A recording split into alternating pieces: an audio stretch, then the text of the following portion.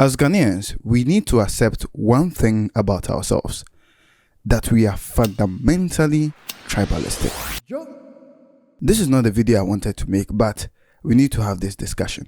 So unless you've been living under this particular that is saying, you've probably seen or heard the discourse that we have been having online about the Kotoka International Airport and the fact that the Ghana people want to change the Akwaaba sign to Oobake, which in Ghana means welcome, if you didn't know. And it's become a topic for debate, and people are online throwing insults at each other, saying some really wild shit, with some politicians even weighing in on it. Tax to the mayor, and so find out from the mayor, he's handling those things. When I received, no, you said he didn't want to talk. No, he should be able to update it, because that was about a week ago when we engaged. I tasked him to a specific they should agree on whatever name they want to use there. So they work on me, so he should be able to update to the happenings. And you think it's a genuine concern? Oh yes, it's a genuine concern. This is Greater Accra.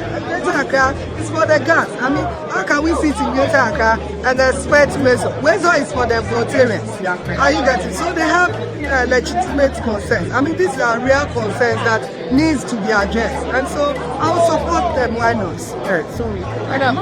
And all of this started with this video from the Ghana chair. And to Accra, the heartbeat of the nation, we say Oobake. So instead of saying Akwaaba, we are saying Oobake. Can you say that? Oobake.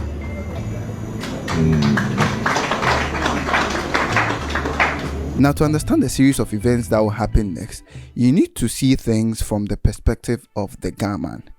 This is their land. We are on their land. Accra is a region designated for the Ga Adangbe people. However, after it became the capital city in 1877, this became a turning point for them and their culture. It meant most government, private and corporate business will be done here, and it also meant people from all walks of Ghanaian life, from all tribes, would now move in to try and make a better life in the main big city. This became the reality, and slowly over time, Accra has become densely populated with people from all over the Ghana building their lives here. In fact, the largest portion of the population in Accra is Akan at 39.8%, before the Gans will even come at 30%, and LS at 18%. This has led to cultural diversity, which has simultaneously created the slow and gradual erasure of the Ghana culture. If you don't believe me, for example, many of you didn't know that Oobake meant welcome, even to those who speak the Ghana language. They didn't know this. Many of you also don't know that Ghans have their own symbols called Samai, beautiful pictorial representation of Ghana culture that we don't know because of Idinkra, an account form of pictography that has littered the place, from the Parliament building to the Jubilee House, Idinkra everywhere. And yes, it is fair to argue that the Ghans have also not done their best to maintain their own culture, but sharing their space with us hasn't helped the matter. So you can understand the things that will happen next from this point, right? Because they decided to take action to change some of these things in Photoshop. Amazing. Wait, what? Yes, they edited Oobake into the airport and memorial park sign, and even posted it on Twitter and Facebook, and that's where this whole issue actually started. Because immediately after people saw this, they got offended and started throwing tribalistic tantrums. It got so bad that the Ghana Tourism Authority had to also weigh in at some point. Initially, people accused the Ghans of being tribalistic, to which DKB, a Ghana, asked an important question. A Kumasi International Airport, with Wezo boldly written at arrival, will it sit well with Ashantis? Simple yes or no. Thanks. To which DJ Slim responded, Kumasi Sports Stadium is called Baba Yara. Oh, and by the way, Baba Yara, aka Osman Saidu, is the legendary Asante Kotoko footballer born and raised in Kumasi, and the Kumasi Sports Stadium was named after him.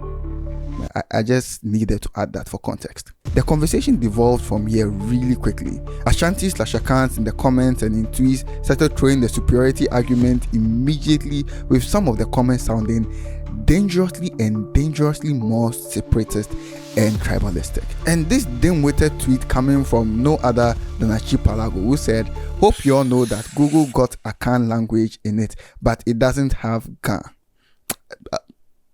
What does this have to do with anything? You don't have to weigh in on any.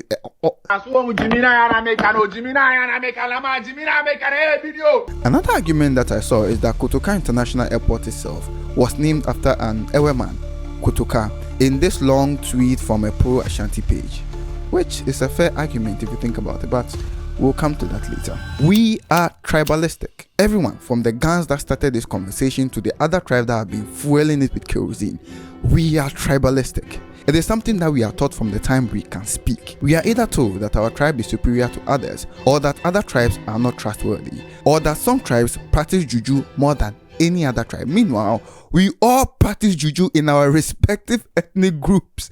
Every single one of us. We are tribalistic. And it's time we accepted this fact and deal with it immediately. And you can see it in the way we're talking about this entire issue.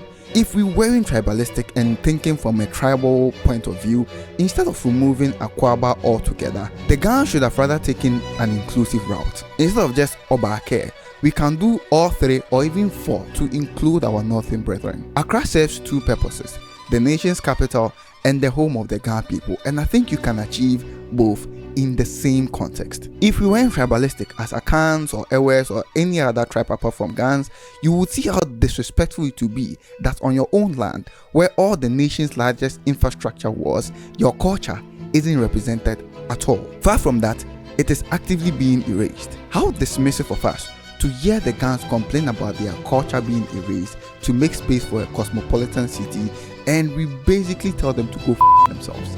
It is an indication of how deaf and insensitive we've become altogether. Yes, Twi is the dominant language in Ghana, and if it was up to me, it would become our official language.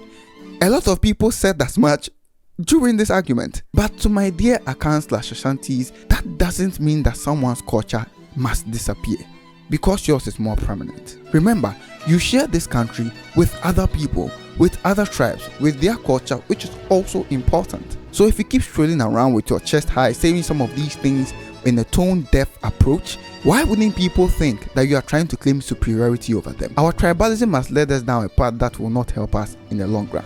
To be honest with you, I don't like Dr. Bawumia. I don't. And I wouldn't wish for him to be our president someday. Not because he's a northerner, but because he sucks at his job. Like, he really sucks at his job. Like, he really sucks at his job. I don't like Okatechi Frifa, not because he's an Ashanti, but because he's a grown man trying to be a bad bitch. And that's how it should be. Merit over tribe. Let's break this mold that our forefathers and our own parents have even created and casted for us, and we have grown inside.